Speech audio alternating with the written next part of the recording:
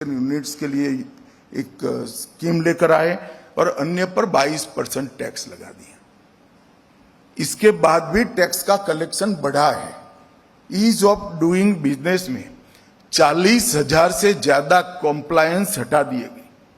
40,000 से ज्यादा कॉम्प्लायंस आप कल्पना नहीं कर सकते। और सबसे बड़ी कंप्लेन होती थी कि सभी कानूनों में क्रिमिनलाइजेशन का पोटेंशियल छोड़कर रखा था, जिससे करप्शन भी होता था, डर भी होता था। और हमने ढेर सारे कानूनों को पूर्णतया डीक्रिमिनलाइज कर पेनल्टी और बाकी सारी चीजों को जोड़ने का काम किया। जन विश्वास बिल 1 और अब आने वाला जन विश्वास बिल 2 इस देश में शायद ही कोई आर्थिक जगत से जुड़ा हुआ कानून रहेगा जिसमें कोई क्रिमिनल प्रोविजन बाकी रहेगा। जीरो क्रिमिनल प्रोविजन वाला हमारा देश का अर्थतंत्र के सभी कानूनों को करने का हमने लक्ष्य रखा है।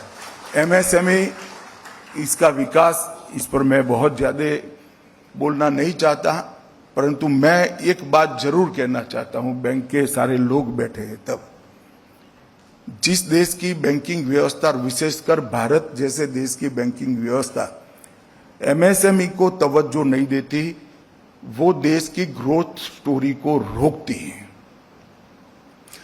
क्योंकि जो युवा जिसके मन में कुछ करने की धगस है, कोई हिम्मत है, उसको अगर हम सपोर्ट नहीं करते हैं तो हम आने वाले दिनों के एक बहुत बड़े पोटेंशियल इंडस्ट्रियल हाउस को सीमित कर रख देते हैं। चाहे रिलायंस हो, चाहे अदानी हो, चाहे टोरेंट हो, ढेर सारी कंपनियों की शुरुआत एमएसएमई से हुई थी।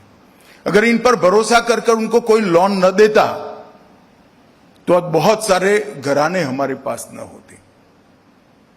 हमने एमएसएमई सेक्टर को मजबूत करना ही पड़ेगा और इसके लिए काफी सारी दृष्टि से सरकार गारंटर भी बनी है। डिजिटल और फिनटेक के माध्यम से, यूपीआई के माध्यम से भारत में एक डिजिटल रिवॉल्यूशन सामने आया है। 2024-25 में जितने भी डिजिटल ट्रांजैक्शन हुए हैं, इसमें हर दूसरा ट्रांजैक्शन भारत में हुआ है। 10 साल पहले इसकी कोई कल्पना नहीं कर सकता था कि भारत के अंदर डोसा बेचने वाला भी डिजिटल ट्रांजैक्शन से अपना पेमेंट लेगा, या सब्जी बेचने वाली बहन भी डिजिटल ट्रांजैक्शन से पेमेंट करेगी। हर दूसरा ट्रांजैक्शन, और प्रति सेकंड 5800 से अधिक ट्रांजैक्शन होते हैं। और लगभग 7 देशों में यूपीआई को एक्सेप्ट किया है। और डिजी लॉकर, मैं इसकी भी बात जरूर करना चाहूंगा, आप सब भी उपयोग करना चाहिए, करते भी होंगे कई लोग। डिजी लॉकर का उपयोग भी 52 करोड़ से ज्यादा लोग कर रहे, 52 करोड़ से ज्यादा लोग डिजी लॉकर का उपयोग कर। ये डिजिटल इंडिया मिशन का कमाल है कि आज हम इस जगह पे पहुंचे हैं। मैं डिजिटल अर्थव्यवस्था की राष्ट्रीय आय में उसका योगदान 12% से ज्यादा है। लगभग अप्रैल 25 तक 97 करोड़ इंटरनेट उपभोक्ता हमारे देश में हो चुके। मई 25 तक 95% देश के हिस्से में 5G रोल आउट हो चुका है। और लगभग 2,18,000 गांवों में भारत नेट के माध्यम से हमने कनेक्टिविटी पहुंचाने का काम किया है। इंफ्रास्ट्रक्चर के अंदर इलेक्ट्रिसिटी इंस्टॉल कैपेसिटी, राजमार्गों का, नेशनल हाईवे का निर्माण, ग्रामीण सड़कों का निर्माण, हवाई अड्डों को डबल करना, वंदे भारत एक्सप्रेस 0 से 100 तक ले जाना, 5 से वाटरवेज को 111 तक ले जाना, मेट्रो कनेक्टेड शहर 5 से बढ़कर 21 तक पहुंचाना, और पंचायतों में ऑप्टिकल फाइबर पहुंचाने की क्षमता 1700 टाइम बढ़ा देना। इंफ्रास्ट्रक्चर के लिए इतना बड़ा हमने बदलाव इस देश के अंदर किया है, जिसका निश्चित रूप से फायदा हमारे बैंकिंग सेक्टर को भी हुआ है और इकोनॉमी को भी हुआ है। मेक इन इंडिया, इसके माध्यम से हमने ढेर सारे नीतिगत बदलाव कर कर भारत को विश्व का उत्पादन का हब बनाने में हमने सफलता प्राप्त की है। एक्सपोर्ट हमारे बढ़ रहे हैं। मेक इन इंडिया 2 पर हम इमर्जिंग सेक्टर पर फोकस कर रहे हैं। जो सेक्टर आने वाले 25 साल तक दुनिया के अर्थतंत्र का बड़ा हिस्सा बनेंगे, वो सभी सेक्टर को आज हम मेक इन इंडिया 2 में फोकस कर रहे हैं। PLI production linked incentive, industrial corridor, logistics parks और स्टार्टअप इंडिया, लगभग 1.92 लाख स्टार्टअप हमारे बन चुके हैं। हम दुनिया में स्टार्टअप के क्षेत्र में 26वें नंबर से 3रे नंबर पर पहुंच चुके हैं 10 साल के लिए।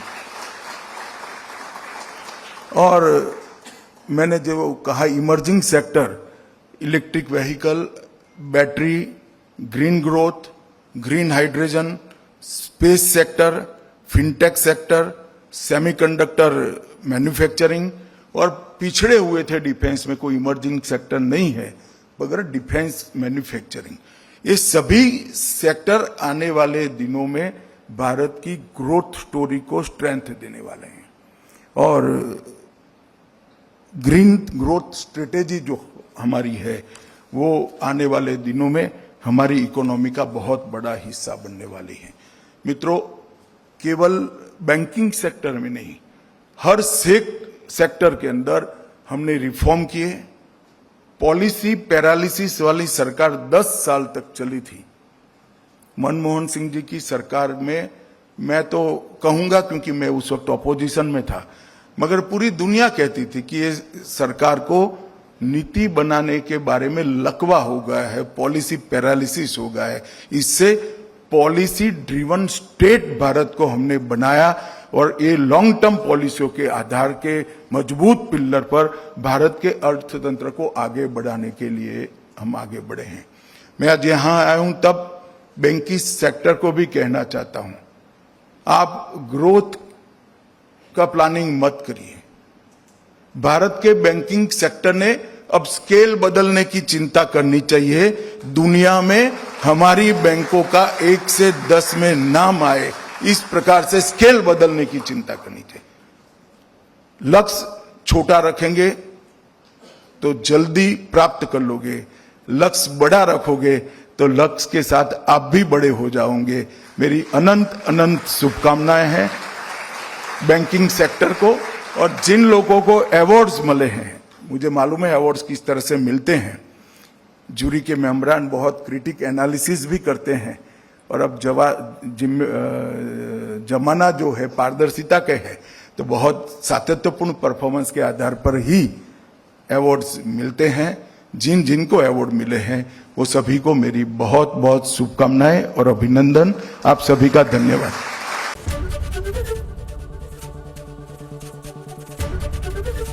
एबीपी गंगा, खबर आपकी, जुबान आपकी।